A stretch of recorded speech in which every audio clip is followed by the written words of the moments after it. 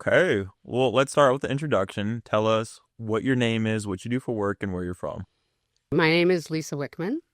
I have two businesses, actually. I am a local residential realtor in the Twin Cities, and I've been doing that for about 10 years. And I also have a company. We're changing the name. So the new name of the company, the former name was Find My VAs, and we're changing it to Your Perfect Virtual Assistants. So in that respect, for that business, I help people, entrepreneurs, professionals, find talent in the Philippines instead of the United States because American talent is expensive. And I am born and raised in Minneapolis. I'm a city girl at heart, although I live in the suburbs. That's super cool. And then, so I feel like the virtual assistant is very specific and very niche. I kind of maybe have a two-part question to this. One, what made you want to create a business about that? And then two, does that currently help your other business right now? So, little history, I had a garden and landscape company for 17 years. I wore every hat. I started picking weeds for people and planting flowers, and eventually 17 years later, I sold the business. I had, bobcat trucks, trailers. We did everything regarding to lawn, snow, landscape. But the thing is, I wore all the hats. I did all the marketing. I did the sales. I did the design. I didn't do the installation. People did. And then I sold that business. And so I did that for 17 years. And then I became a realtor. Well, I became a real estate investor and then realtor. And I was 7 years in. And there's a lot of things that you have to do to keep your self out there in social media. When you're a realtor, you have to have a presence. In my 50s, I did not want to figure out how to do that. So I hired a virtual assistant from the Philippines. And so she has now been with me for over 3 years. And a little bit over a year ago, I aligned myself with the company who did the fulfillment because I've had such a great experience. She's helped me. I hired her as a social media manager. She has her degree in entrepreneurship. So she does both administrative and creative for me. And yes, she has alleviated so much. And now she went from doing social media to transaction coordination. She does all my executive administration stuff. I don't have anybody else. If I need a video edited, she can edit a video for me. She's just super talented, and I'm super lucky to have her. So I saw the benefit, and I realized that I can help other business owners and entrepreneurs bring more money to their bottom line by hiring people elsewhere in the Philippines. These are all college graduated, dedicated, amazing people who love to work with Americans companies. That is super cool. And so I kind of want to give you this maybe this lob that you can kind of take. Throw a lob at me. So Take it. my background comes in technology, right? Yep. And so when I'm thinking about how to help other businesses, I'm always thinking about how we can implement AI in technology processes that would save, as you were saying, the person that's wearing all those hats. All those hats. What would be your defense to that this virtual assistant is better than a technology process that could help that entrepreneur wear that hat? Or not wear Why not use AI? Yeah, why not use AI or a technology process? Because Why virtual assistant better than that? I am a people person. And I mean, real estate is relationship based. My virtual assistant business is virtual. I mean, we met at a networking group. Correct. I'm in front of people. Yeah. That's why we're doing this. We're all in front of people. So there are things that she can utilize. She can use AI tools to help me with graphics, to help me with a newsletter, to help me with, writing things, content, everything, because she wears all my hats. For sure. I'm the visionary. She's the implementer. I love that analogy right there. The visionary and implementer. Yeah. So I'm actually I'm very curious on this process that you took of selling this gardening business. Really? Yeah, I'm very curious because a lot of people, I think maybe the new wave is what I'm hearing. When people are starting businesses, it seemed like they wanted to start and then pass it off to their children or that. That doesn't work. That doesn't work. Well, it obviously depends on the business, but if you've got an accounting business, what's the likelihood that you're going to have a kid who wants to do accounting or that's a passion of theirs? don't do it if it's not your passion. That's a valid point too. But Yeah. so yeah, I mean, I never had that intention. My daughter grew up saying, "I hate flowers." Yeah.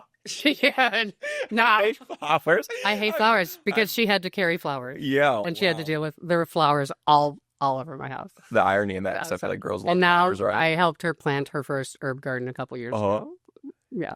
Gotcha. Cool. Well, we're gonna pivot on that and ask one of these questions on this board. What's a moment in your journey that changed everything for you? I remember one day, so I had a click Mm-hmm. one day. It was just like, it was a complete paradigm shift. One day I decided, I made some big decisions. Personally, I wanted to lose a bunch of weight. And I had another decision that I had to make, and I decided to sell my business. I decided that in a split second. In a split second, and that changed everything for me. You know, I kind of changed my life. I mean, things were leading up to it, but it was just a boom. So I literally, how I sold my business, you were asked. I was in the industry for 17 years. I knew people. I made a couple phone calls and had it done. I mean, literally, that's all I did. So were you just I had one landscaper take over the lawn and snow. And then I had another woman who had a gardening service. She took over the gardening business. Wow. And that was it. I just made an arrangement. Were you just done with it? I was done. You were done. I was done. People ask me all the time, "Do you miss it?" No. Yeah. No. Well, that's a interesting story. So you mentioned that something just clicked, but you didn't really get into the details of what made it click, and then I think, you know what? your motive changed. I hated my life. Let's put it that way. I hated my life at that time. Wow. I hated my business. We're not going to get really personal here or anything, but I hated some shit going on in my life. Yeah. I was a very unhappy person. Gotcha. Yeah. And so what would your advice be to people that say are watching this, that feel in a similar position, that they're not happy and they're not satisfied with their life right now? Okay. First of all, I think life is too short to do shit you don't want to do. It just is. Now, everybody's not in a position. I have been a risk taker. I've been an entrepreneur for 27 years.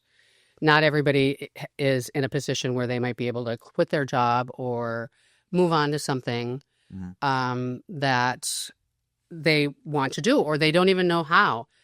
But I say just take some pausing moments and think about what you want and just start moving in that trajectory. You do not have to live the life you've always lived.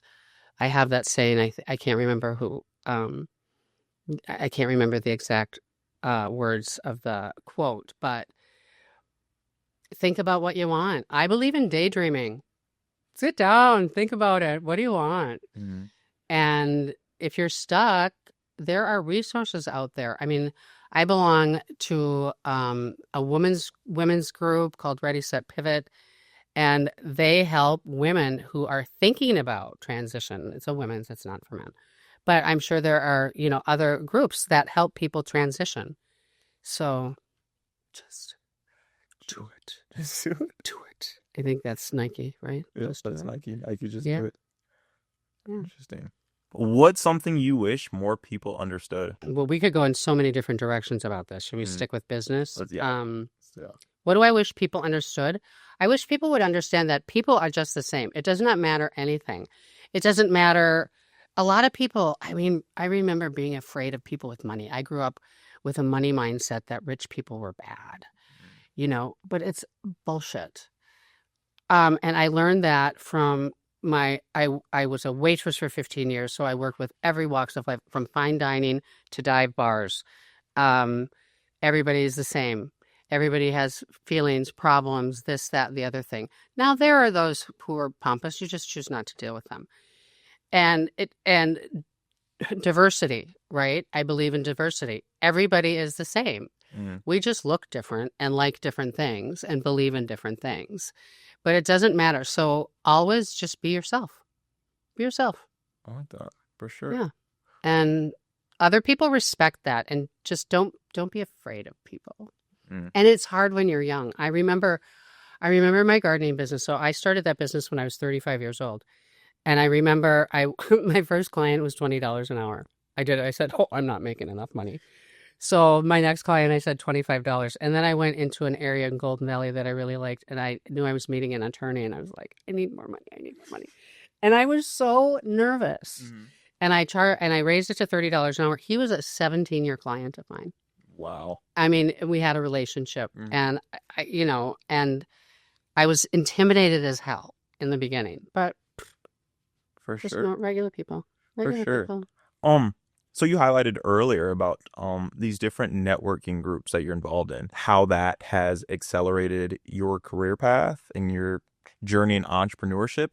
And can you also maybe give a couple examples? Well, I have not been big in networking until this year, literally. I've networked. Well, that's not true. I networked in the real estate area because when I got into real estate, I knew I needed training. I didn't want to wing it. So I joined a boot camp. Well, it was out of Arizona. So I ended up going to masterminds twice a year for a number of years till COVID. And then I would meet agents from all over the country. And we would mastermind outside of our regular masterminds. We would send business to each other. We would learn from each other. Facebook pages are great for different groups because you can share what works, what doesn't, things like that. I've always either had coaches or training.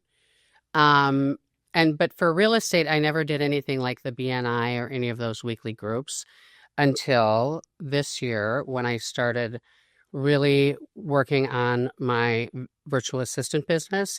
And then I joined AGC, Accelerated Global Connections. And I have been going to a lot of events. It's become my social life. It literally has become my social life. I don't do anything. Next week I have no plans because there's no meetings. That's hilarious. But anyway, and I'm meeting amazing people. Like I met you at an event, and there are several people in the room here who I've met and become friends with. And I have referred business to people, and people have referred business to me. And it's been amazing. But the biggest piece of it is the relationships. It's super fun. Yeah. And I love talking about other people's businesses, not just because that's what I do for VAs, but I find it fascinating. And the other thing I find fascinating is all the young people that I'm meeting that are in their 20s like you. Yeah. You know? And I mean, it's probably no coincidence that your VA business is literally to help entrepreneurs that are struggling, right? Was that kind of the motive behind it? Not necessarily struggling, but it's for people who don't know who aren't doing what they should be doing because they have too much on their plate, or they're doing administrative stuff when they're not doing the money-making activities. So it's really to help them not necessarily struggling. So it depends on what that word means. Okay. They're overwhelmed. They don't know how to take the next step. They don't know what the next hire is. They're doing it all and they just can't. Gotcha. So you're done. Attacking it from almost a consulting perspective too. I consider myself a business consulting. Like that's literally what I put on. Is I'm diving into people's businesses and seeing how I can help, if I can help. So it's not just like people don't just approach you and, hey, I need a VA for this, this, and that. They're more giving you their business plan, their roadmap, and then you're identifying what things are missing and pieces. And it's basically, what do you want? What do you need? And we do a deep dive to see, is it an executive assistant? Is it a social media manager? Is it a video editor? Is it somebody, an AI expert? Is it a content creator? Is it, it doesn't matter. Yeah. We can find it. Yeah. Is it an engineer? We can find it. That's super cool. Yeah. I love how because it's like, once again, like services and consulting are two different things, right? And I think just from like a sales perspective, it's like, hey, I'm not just here to sell you something. I'm here to help you, right? Yeah. And it's, I pay my VA $6.50 an hour, and that puts her in the upper middle class in the Philippines. And she has a great life. Which is great. And she's been with me for over 3 years, so I love her. That's awesome. Hi, Camille.